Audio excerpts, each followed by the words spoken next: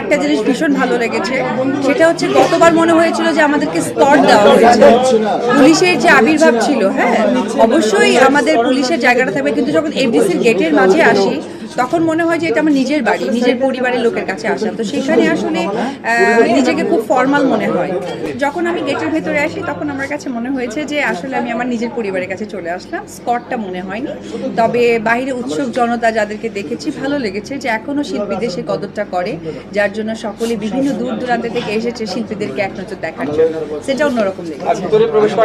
তবে প্রথমেই ঢুকতেই যেটা বললাম যে আগের বার মনে হয়েছিল আমি স্কটে এসেছি, মনে হচ্ছে যে আমি কোনো হয়তো বা কি বলে পুলিশ স্টেশনে গেছি, বাট এইবার মনে হয়েছে যে আমি চলচ্চিত্রে এসেছি।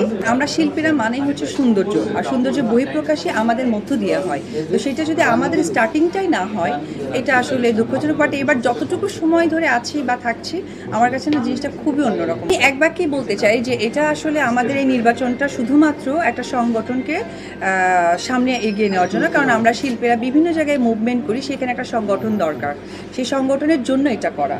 তার পেছনে যেটা আমাদের মূল লক্ষ্য, সেটা হচ্ছে আমরা যেহেতু শিল্পী, কাজটাই আমাদের প্রাধান্য।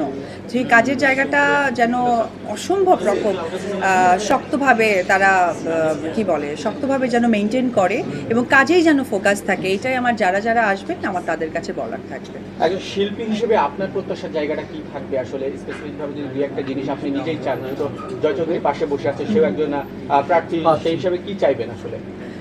প্রথমেই বলবো সকলকে গুড উইশেস। এখানে হারজিত বলে কোনো কথা নেই, আমাদেরই পরিবারের মানুষ, হয়তো বা কেউ দায়িত্বে যাবে, কেউ দায়িত্বে থাকবে না, এটাই আসলে নির্বাচনের উত্তর হওয়া উচিত। তো সেই জায়গা থেকে যারা দায়িত্বে যাবেন তাদের জন্য আমার একটি কথাই থাকবে যে আমাদের যে মূল লক্ষ্য সিনেমাকে কেন্দ্র করে, সেটা সিনেমা হল বাড়ানো, সিনেমা বাড়ানো, মানসম্পন্ন সিনেমা হওয়া, শিল্পীদেরকে কাজের জায়গাটা আরও বিস্তৃত করে দেওয়া, এই যে আশ্বাস করা, এইটা যেন ঠিকঠাক থাকে, যা কথা দেওয়া, এবং সেটা যেন কাজের মধ্য দিয়ে আমরা প্রমাণ পাই। নির্বাচনের মাঠে অবিশ্বাসকে কবে দেখতে পাবো? না, আপাতত একদমই সেই ইচ্ছেটা নেই, কারণ আপনারা সকলেই জানেন যে আমি আমার কাজের জায়গাটা একদম প্ল্যানিং করে রাখি জানুয়ারি টু ডিসেম্বর। তার মাঝে অনেক সময় হিটার্সরা অনেক কিছু আমাকে প্রোভ করে, তাতে কোনো লাভ নেই, কারণ আমি সবসময় আমার নিজের বুদ্ধি এবং নিজের অবস্থানটা শক্ত করার চেষ্টা করি, সেটা আমি আমার রুটিনের মধ্য দিয়ে।